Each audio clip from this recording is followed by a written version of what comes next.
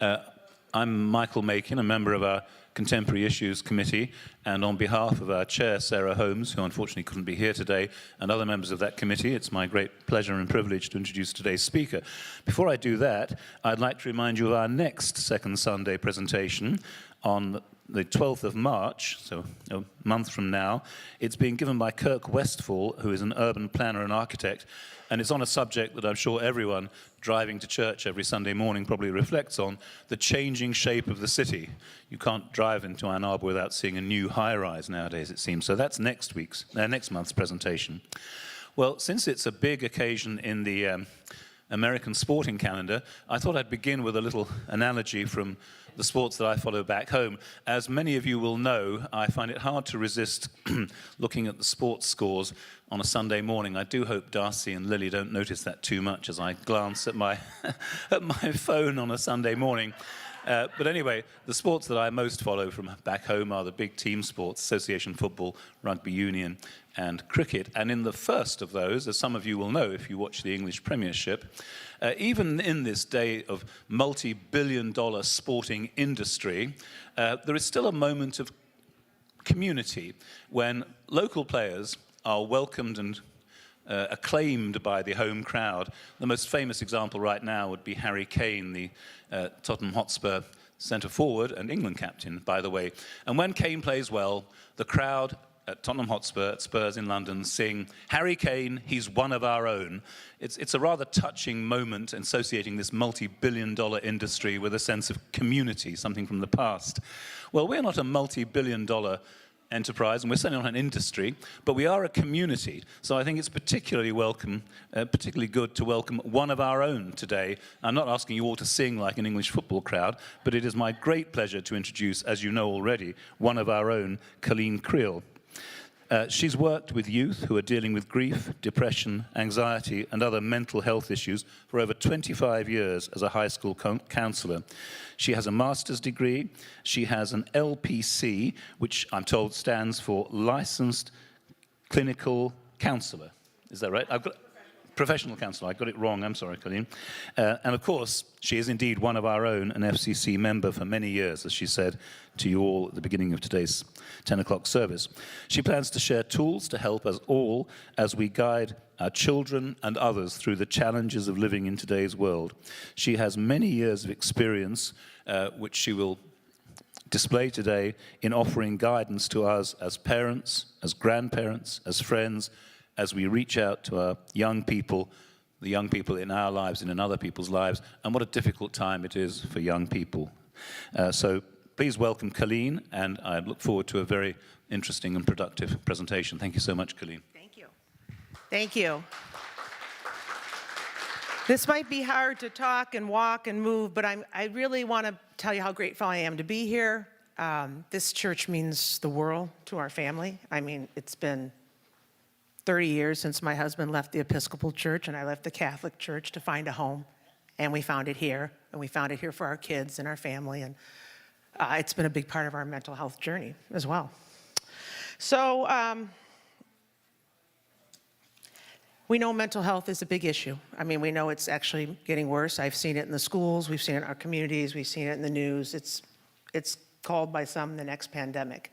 The reality is we all know somebody that has dealt with mental health. So by a show of hands, how many of you just know somebody that's struggling with mental health, depression, anxiety?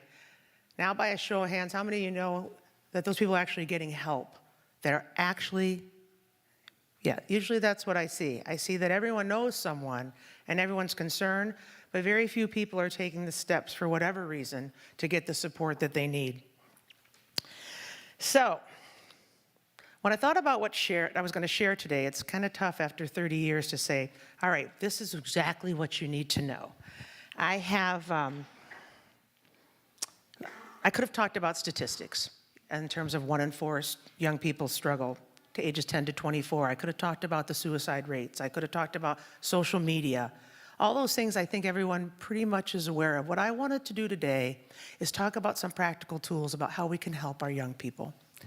I was kind of at an odds because I'm looking through all my Trails books, my journey, what I did, 12-week groups with kids about struggling with depression and anxiety, and all my CBT kinds of therapy that I would do. And then I thought, oh, come on, Colleen, they have to leave with some ideas. So you have to have some tools in your box. So what did I do when I didn't know what to do? I went to Darcy. And I laid all my stuff out with Darcy, and I said, what is important? You know, what do we really want to give our friends at the church? And to not just say, yes, this is a problem, but we have some ownership in how to help. Kids have some agency how to help themselves. A lot of it is we have to have the terminology that we're all using, the same kinds of language.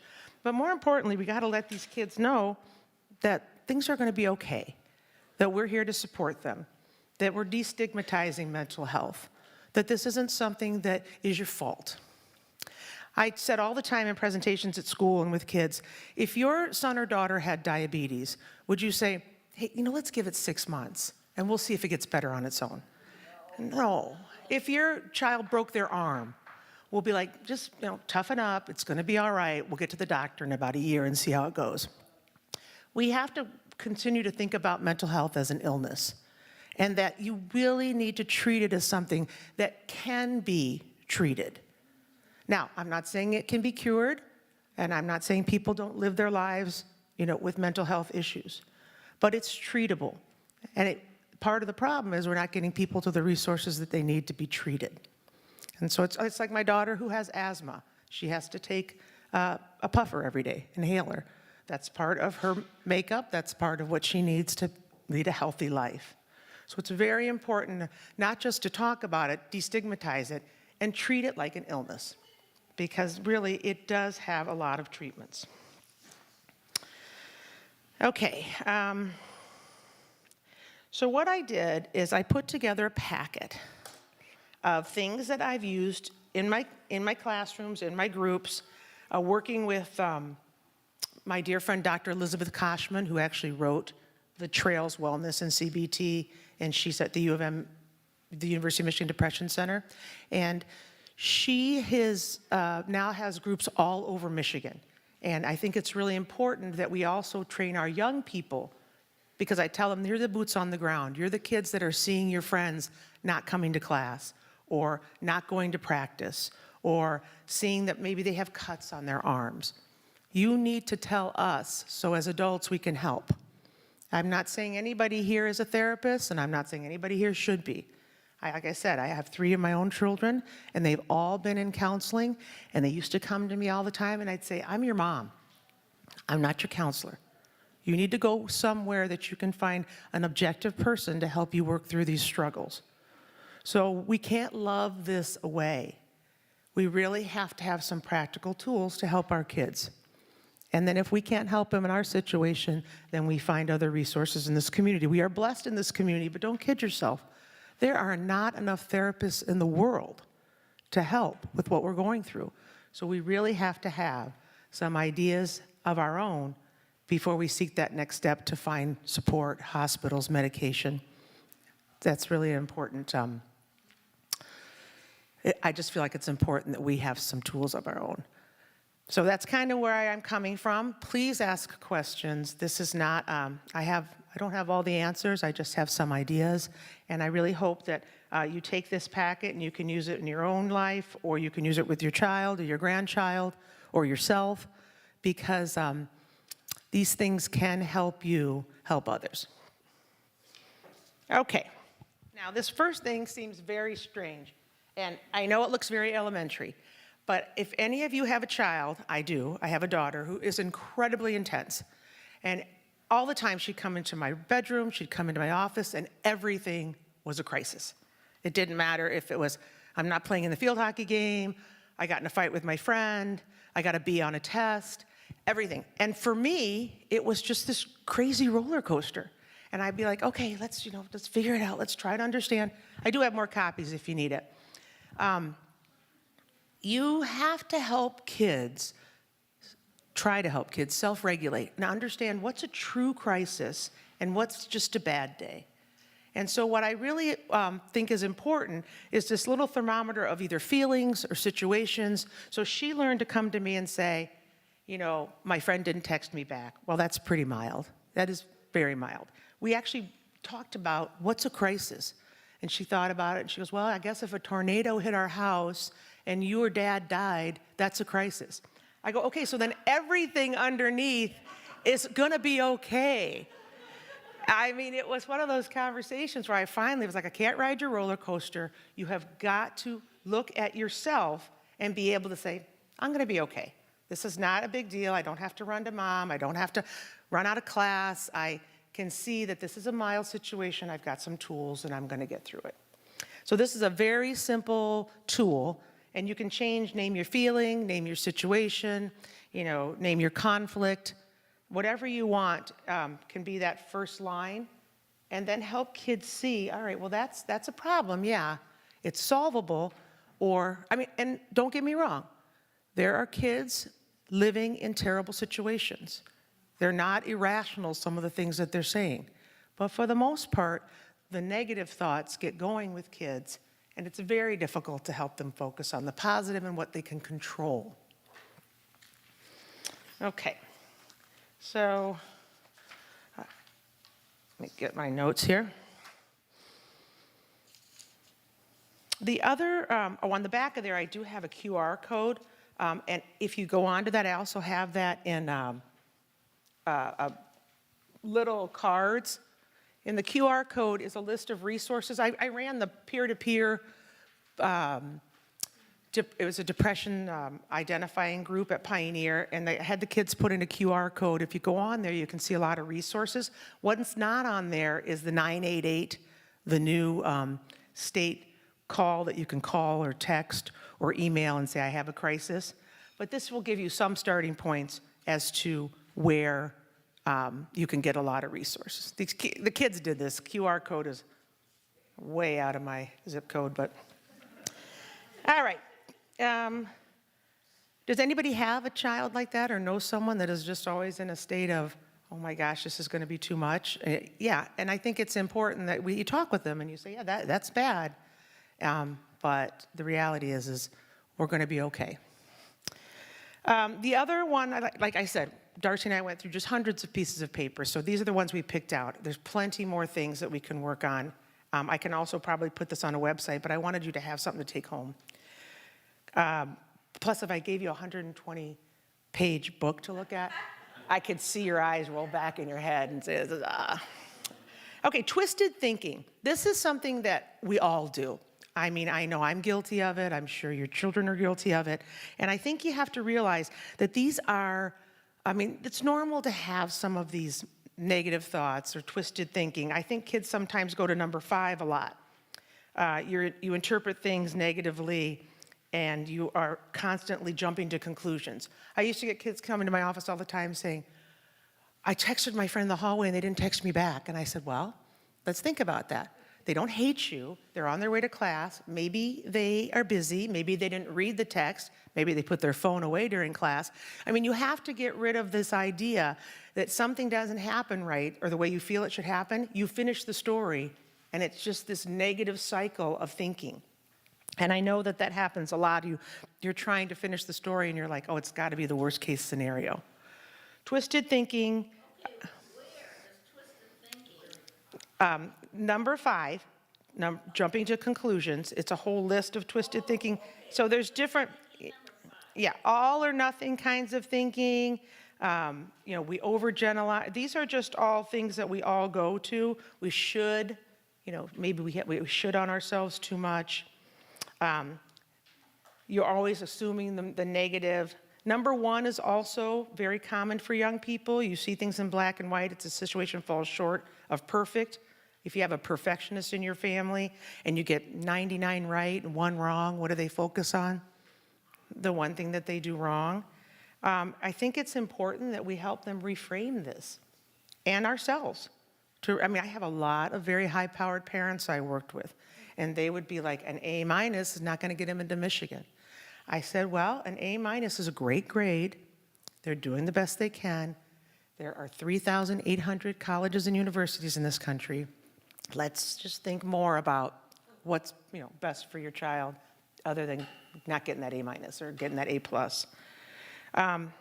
those kinds of automatic thinking traps that we get into can really cause kids and adults to spiral and can make it so it's hard to look at what's positive and why your glass is half full. So I just listed some of these, and some of the ones that I see a lot I saw in my classroom and in my office with young people, 1 and 5, definitely. Also, well, I mean, you can look through too and see, does anybody have one that resonates with them in that list of, you know, wait a minute, I'm getting into that thinking trap again. I do a lot of shoulding. You know, gosh, if I should have just taken care of this earlier, and that's hard. What about like number 9? You're labeling extreme form of all or nothing. I made a mistake. You know, I'm such a loser. There's that talk that comes from people that it's just a slight, if you can just change that cognition and it changes their behavior, changes their outlook, it can make a huge difference on their day. Some of these negative thinking traps ruin kids' days. And then we have to get them back on the path of, I got this. Okay. Certainly you can take all these home and we can and use these wherever you feel necessary. Okay, the next one on page 4 is this worksheet that we talk about that you have these automatic thoughts and we want to replace those with coping thoughts. You know, so we're trying to help kids. When they come to me, a lot of kids did this. Kids are masters, PhDs in avoidance. I mean, they will do anything to avoid going to take a test or going to a class where they think a teacher doesn't like them, or going to a party that they feel like they'll be left out. So what you want to do is you want to tell them, you know, to get rid of that negative thought as best you can and try to replace that. And if you can replace that with a more positive coping thought, it can change the outcome of the situation. They'd come all the time. I can't go to class, Mrs. Creal. I can't take this test. I'm not ready. And then I'd say, well, did you study? Yeah. Have you talked to the teacher? Yes. So I said, well, you'll go and you'll do the best you can and see how it goes. And if things don't go well, we can talk to the teacher afterwards. Okay, I can do that. It's just a matter of reframing. I have kids up that can't come to school. You know, they would avoid school all the time. And I'd say, okay, why don't we do this? Why don't we try to get you in the building? We can sit in my office for an hour, then we'll go to second hour, and we'll go back and forth. And pretty soon they realize what they thought was absolutely undoable, insurmountable. They realize, yeah, I got this. And it's a very simple thing to just change a few words in their mind, change their thinking, change their behavior, changes the outcome. Let's see, I'm looking at another one here. Well, my parents, right here. My parents are going to be so mad at me because of X, Y, Z. Okay, well, have they said that they're mad at you for X, Y, Z? Well, no, but I just know they're going to be upset with me and they don't want to talk to me. And I'm like, well, let's think of some things that we could say to start that conversation. You know, Mom, Dad, I did poorly on this test. I really tried. Most times the parents are going to say, you'll do better next time. It's okay. You know, they just get themselves worked up because in their mind they feel like things are just too much, overwhelming. Everyone's against them. And I'm not sure where this all comes from because I know a lot of these families and I know these parents are doing everything they can, but in their mind, they have got this narrative, irrational thoughts that can really make things difficult for them to function and can spiral into some pretty scary things. This last one in Ann Arbor's classic. I'll never get into a good college. I'll never, you know, I'm not going to be able to go to Harvard, and you know, I'm. Parents always call me and say, "My child's very gifted," and I say, "I appreciate that. I appreciate that your child's gifted, but what, you know, what are their gifts, and where do they want to take them?" Yeah, and so that's a question that we have to just help parents too, because it's a competitive environment, and this is a, you know, it's a difficult spot to be in when you want so much for your child, and maybe their goal is to go to be an electrician or go to Washtenaw. I'll never forget a presentation I did at Pioneer about colleges. I talked about Washtenaw for 10 minutes and the money and the opportunities, and I had a parent come up after and said, "Don't talk about Washtenaw in this community. And I said, I'm sorry, it's a great option, and maybe that's not where you or your child is, want to go, but it's just this mentality that we're above that. And so when they're hearing that at home, and then the kid's like, I want to go to Washtenaw, but it's going to disappoint. I mean, it's hard. I'm not saying this is easy. I had 3 kids of my own, and I know they're like yours, they're all so different. The reality is meet them where they're at, listen to where they're at, and if they're saying, I'm struggling, and not just struggling because they broke up with a boyfriend, or not just struggling because they lost the soccer game. I think you know that it has to be pretty sustained for over 2 weeks. And I gave you some, I'm kind of jumping around a little here, but I gave you these, what is depression? This is from it's a bookmark. I have extra. These symptoms, if they are occurring for more than 2 weeks, then we know we might have someone that's clinically depressed. It's not, I had a bad day. It's not that my best friend is, a jerk. Those are just bad days. We all have them. But when it's sustained and they're losing interest in their activities and they're losing interest in the things that they used to love, or they are sleeping too much, or they're not eating, or they don't want to go to soccer practice. I mean, those are things that are red flags that this is not normal for my child. And that's when you step in and say, hey, are you okay? Is there something you need? They're not going to come out and say, well, yeah, I think I'm clinically depressed and I think this is what I need. They're going to, wouldn't that make our job easier? They're going to say, I'm fine. But the reality is if you keep noticing and you keep talking with them and I hate to always jump around. I'm not always saying sit chair to chair and talk with your kid. I'm saying let's take a walk. Let's maybe go out to lunch. What I found the best time to talk to my kids is when we were playing ping pong. Because we would be playing ping pong, and we would be competitive, and then I'd say, hey, how was your day? And pretty soon stuff would come out. I call it kind of active therapy.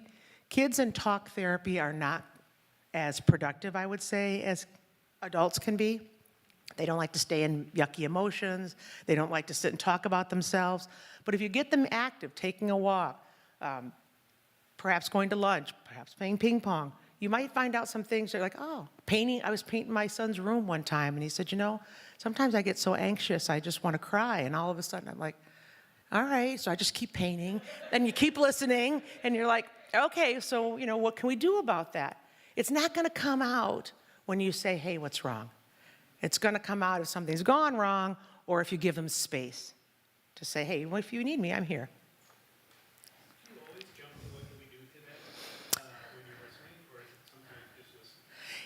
In my job or with my children?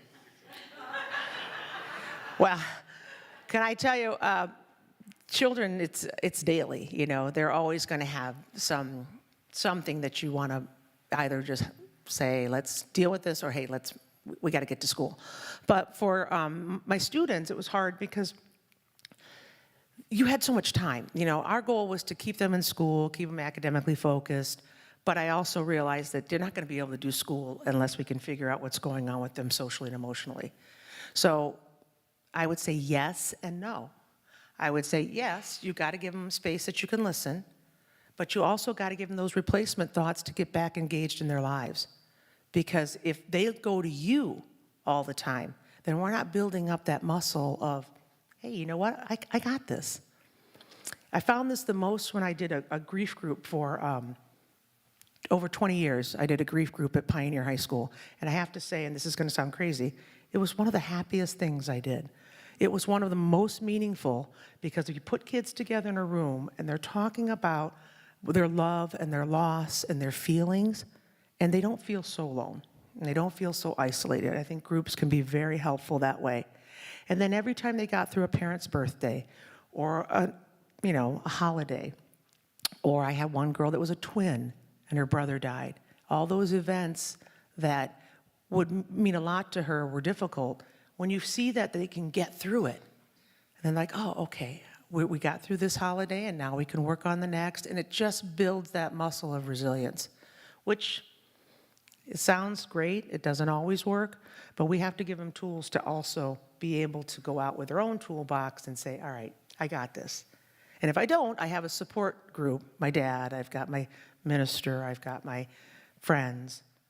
But again, I just want to remind, that's all you can be as a dad or a minister or a friend. You sometimes have to go beyond and find therapy or medication. I mean, there are other options, but a lot of times kids just want to be heard for a long time. I taught my kids how to process. Be careful what you ask for. Okay, so I'm going through the material quickly just because I feel like it's pretty self-explanatory, but I do want to be sure if we can go to the next page about helping thoughts practice. And I know it feels like homework, but sometimes when we did these trails groups that were 12 weeks and we went through all this, we gave them homework and we told them to study, we'd say just to describe a tough situation. So if somebody in the audience wouldn't mind just saying, maybe something difficult that's going to happen this week, or maybe something you have to confront.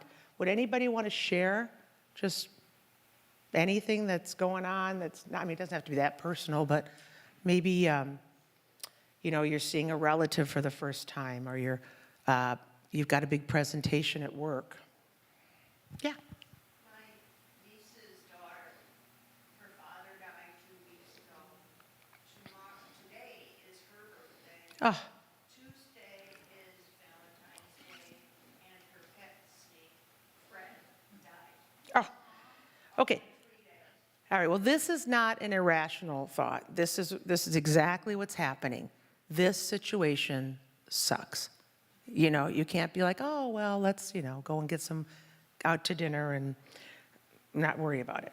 So the difficult situation really isn't just this week. It's how are we going to help these people cope for the days and weeks and months and years ahead. And that's something that with grief, it ebbs and flows. We have my grief friend here who talked about that, and we all know it's not something that you're like, oh, it's been 12 weeks, I feel better. My dad's gone, I'm going to be great. No, those things don't happen. What we have to do is get some of these automatic thoughts that are probably coming to the young daughter and maybe the wife. How am I going to go on? How am I going to get through this?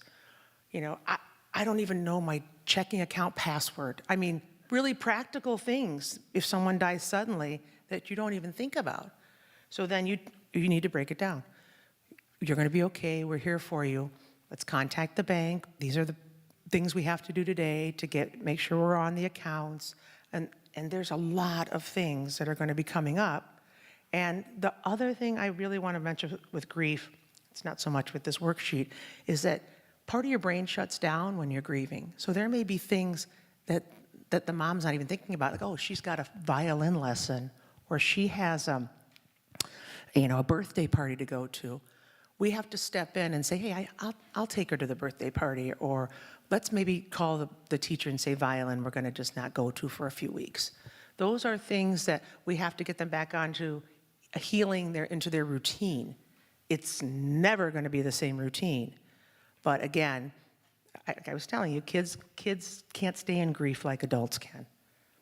Adults can stay in their bed and they can be sad for a long time. Kids are not wired that way. They still want to be with their friends. They still want to go to school. They still want to do their activities. It's not that they're not sad. It's just not something that they can experience at the depth that we can. So I appreciate you sharing that. I'm so sorry, but no, it's not. This is not going to be okay in a week. This is something that is going to take a long time to heal, and it's also going to take a lot of, let's get rid of that, we can't do this, we can do this, we're strong. And also, you know, keep the memories of this person alive. I'm sure this person was a dynamic, wonderful person. Go to a place in the home that's really just set to be with that person. So does anybody have a lighter situation that they have to deal with? I feel like I just want to hug you. All right, well, let's just go back to a kid's scenario. I had a student that had a hard time ordering in a restaurant. After they came back from COVID, you know, everyone was just isolated, and they said they couldn't order in the restaurant. So I said, write down the situation, because their parents were going to go out, and then 2 automatic thoughts is, I can't order, I'm going to mess it up, I don't know what I want. I mean, it sounds crazy, but you got to scaffold these kids to get back to where they're comfortable. You know, and then they get to the third column, the evidence. I'm so stupid. Why can't I order in a restaurant? Why can't I just go in there and say what I want? Why is this so hard for me? Why does my heart start pumping? Why do I get so anxious? And then the last thing is, you know what? Maybe I'll order the first course for myself, and my mom or dad or guardian or friend will order the second. So you scaffold up to the point where you finally get comfortable that, yes, I can order in this restaurant. And yes, the waitress or waiter's not going to think I'm crazy. And those are the types of things that we have to help the kids do. We just don't say, well, how stupid are you? You know, Big Mac, fries, and a Coke. Come on, this isn't brain surgery. If you do that, then they also feel that shame of, I'm not capable. And that's not what we want to, that's not the message we want to give.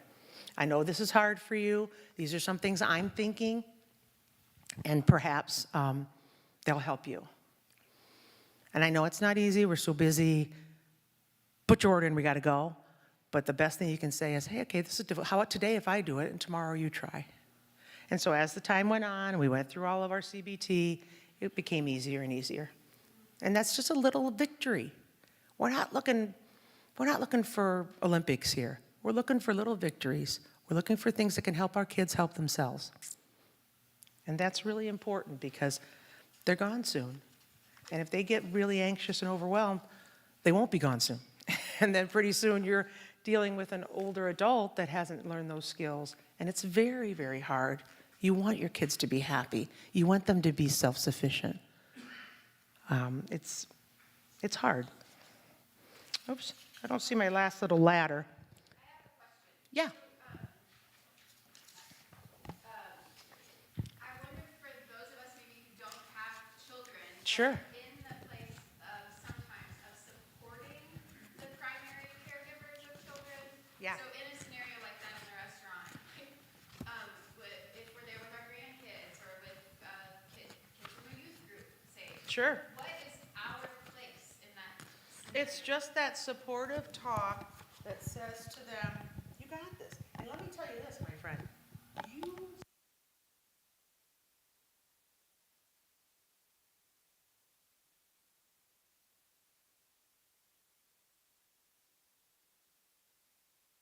I sound like Charlie Brown, you know, wah, wah, wah.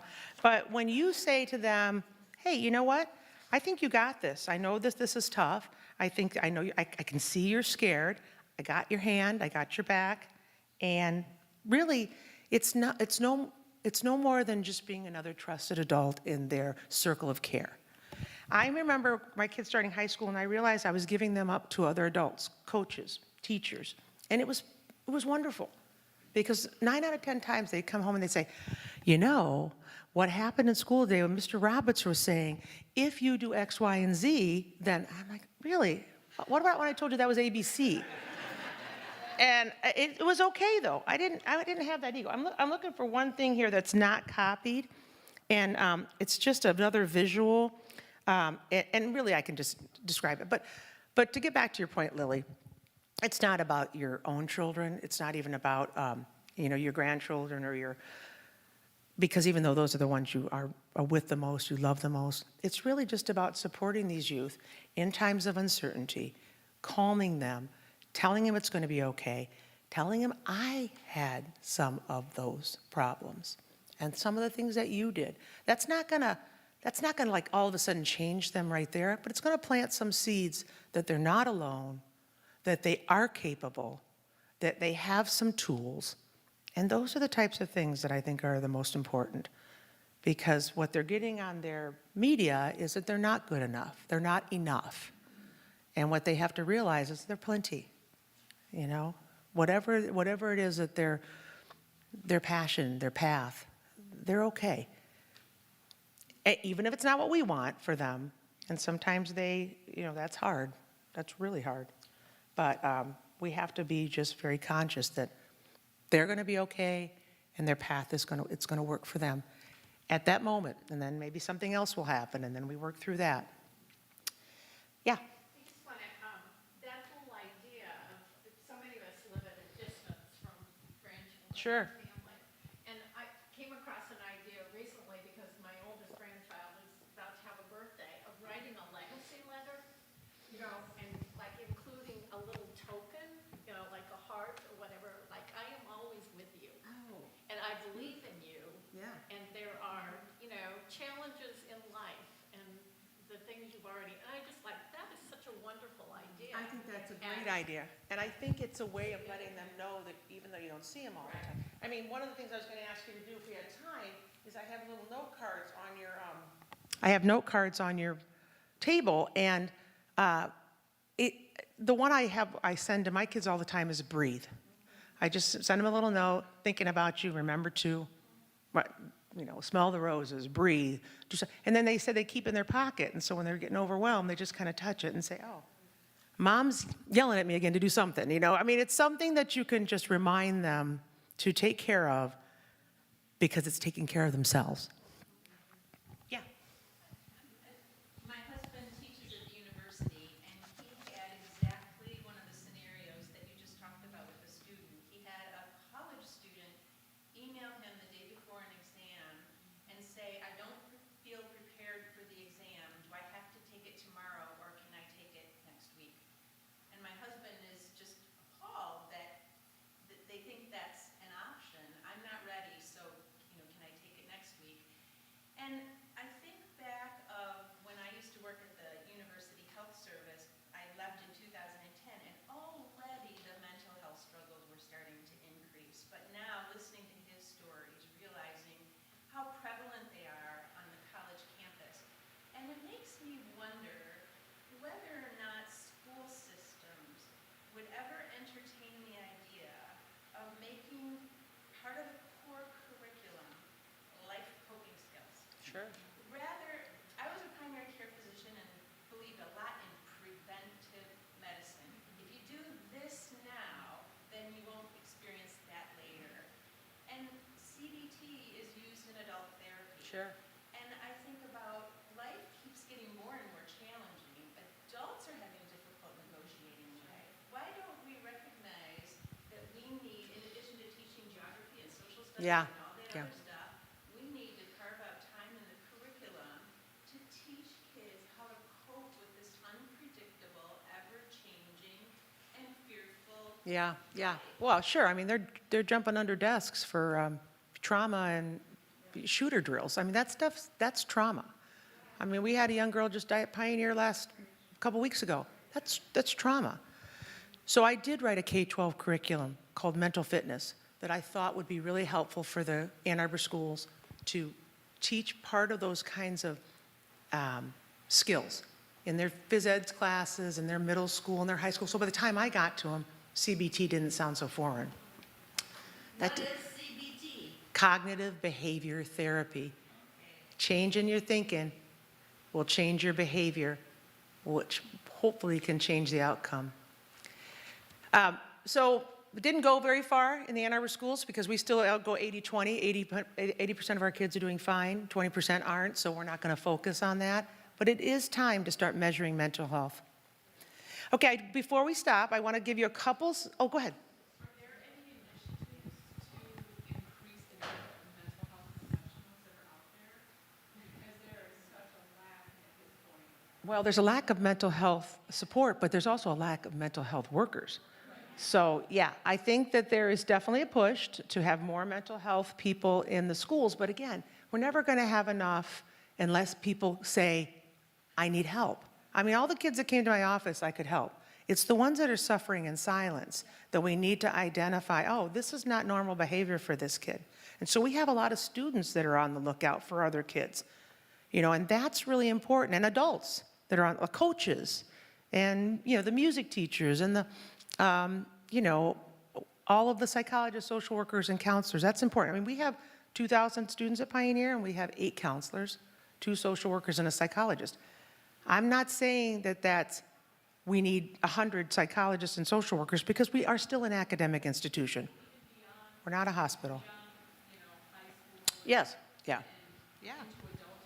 Well, we got to incentivize it like we incentivized, you know, what's that technology acronym that people use? You know, STEM, yeah. And everyone wants to be in, you know, or engineering and all of that. We need to incentivize teaching and social work and psychology like we incentivized those other things. Okay, so your kid, let's just real quick, your student is in a class, you are somewhere and you're nervous. I want everyone to grab a, lifesaver. I was gonna say a minute, a lifesaver. And I want you, who needs one? So what we're gonna do, I'm gonna do two things with you before you go. I wanna do two things. I want us to do some mindfulness, which is gonna help, and I wanna do some progressive muscle relaxation, which again, your kids, you can do before you're doing a presentation, before they're taking a test, to get them focused. All right? Now, don't put that in right here. Right here. I have an overachiever right here. All right. So just first, feet on the ground. Take some cleansing breaths. And just imagine yourself you gotta have your mitt with you. You're getting ready on some situation that might be difficult.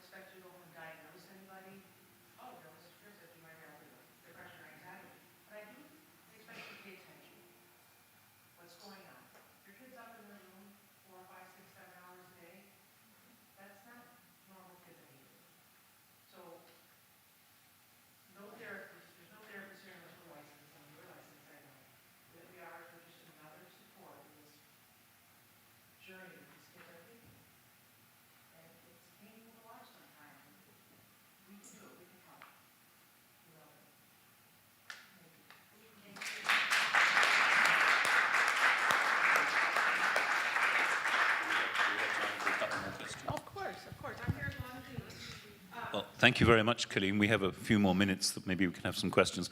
I'd like this time to bring the microphone to whoever asks a question so we can record it for subsequent broadcast. Okay, so please.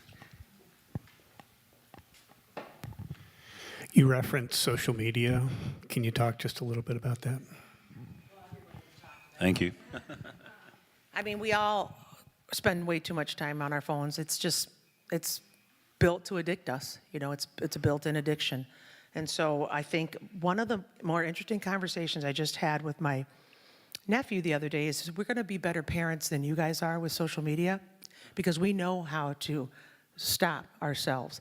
There's actually apps now that you can have on your phone that before you go on Instagram or Facebook, it will shut your phone down for 30 seconds so that you can think about, is this really how I want to spend the next 30 minutes of my day?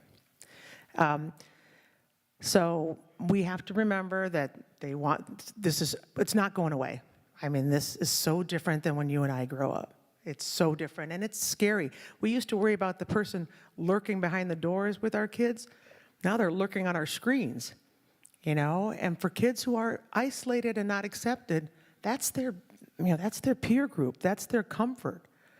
So again, paying attention. What are you doing on social media? What's your history look like? They're going to be mad. They're going to say, you know, Mom, Dad, you suck, or worse. But the reality is, you're in my house. I pay for your stuff. I am not interested in, you know, you finding yourself and being free at 14. I mean, new research is coming out. Yeah, my son, he's like, I'm a man now, Mom. I go, you're a man on a meal plan. I'm still paying for your tuition. Tell me about you're a man now. Anyways, have a sense of humor, but also know that there's nothing that is, someone was asking me about a diary. Should I go in my kid's diary? If you're worried that something's going on, heck yes. Heck yes. There's no, like, okay, well, you know, he's cutting, he's really overwhelmed. I'm just going to see if he can figure it out. I'm sorry, I have been to so many young people's funerals. It's not worth it. It's just not worth it to not know what's going on and to try to help. And all the time I go to these kids' funerals, a parent will say to me, a lot of times they'll say, well, I just wasn't sure. I didn't have any idea. I'm like, you did. You came to me. You told me. You know, we have to be that, I don't want to say aggressive, but we have to be that kind of a person that's like, I'm not okay with you not being okay. And I just feel that's so important. It's not a skin knee, man. We're talking about life and death in some situations. And I'm not trying to be dramatic. I'm just trying to say it's just not something that we should feel like that's none of our business. Oh, sorry. Yes, boss. And one thing, if you have a kid who might not be experiencing the depression or anxiety, but is friends with someone who does, they're peer-oriented. They're not going to tell you first, but they're going to tell their friend, and they're going to tell their friend, don't tell anyone. Don't tell anyone, but encourage your young people to talk to you, because they can't be burdened with them either. I can't tell you how many times Colleen was with a couple teenagers in my living room at 11 at night because somebody said, I wasn't supposed to tell you, but invite them to share, because they can't have that. Someone who says, listen, I'm really concerned. We need to get to that person's house. I mean, it's a shift in thinking, and we have to be diligent, but a true friend is going to say, I think something's not going well with my buddy here on the soccer team. We need to do something about it. And give it up to an adult. I mean, these kids, I said you're 16, you don't have to solve this. But you do have to pay attention and get someone in to help. Yeah. Your child knows someone that is going through, okay. If your child knows someone that's going through this, what resources or support do you think you can provide to your child besides just being there to listen? Well, I think as an adult, you might want to also contact the school counselor, social worker, and say, my kid came home and said, so-and-so is contemplating hurting themselves. And then yeah, right. Well, we go to parents. I call parents all the time. I used to say, you know, this is what's coming out. If you know, you might not know. Some did, some didn't. Some are already in therapy. If it's too overwhelming for your child, you do have to give them permission to step back and say, boy, I really care about you, but right now, all the things you're going through, I don't know how to help you. It's scary to me. That's hard, because then they feel like, oh, I can tell you, people that are down are going to go and try to find someone else to stay down with them. So you might want to give your child permission to say, let's step back from Susie for a few weeks and see if, maybe she can use some of those skills, or otherwise, then your child's going to come home with this burden that they have no control over. That's hard, but I know that that's what kids have to do sometimes. Adults, I have some toxic people in my life, and when they call, I'm like, I got plans. I got plans for the rest of this month. Because you love them, but life is so hard. You don't want to be like, hi, let's sit here and listen to. Yeah, don't get me started. I should be a stand-up comic, huh? Try the veal. Yeah, there you go. Try the veal. Yeah, thank you guys for coming. A lot of this I'm sure you know, but I think it's important. And also, I can give you a cell, or, if you are feeling like, well, I really have a burdening question, or you can call me or email me. This is just life, and we're trying to figure it all out together. But let me tell you, like you said, social media has changed the landscape, and what's going on in the world. And all right, don't get me started. Take your meds, progressive relaxation. It's good for everybody. And just know that we are so lucky to be a part of this church that will value these kinds of conversations. Thank you so much, Colleen. So many recognizable situations and so many positive possibilities for us all. Thank you so much.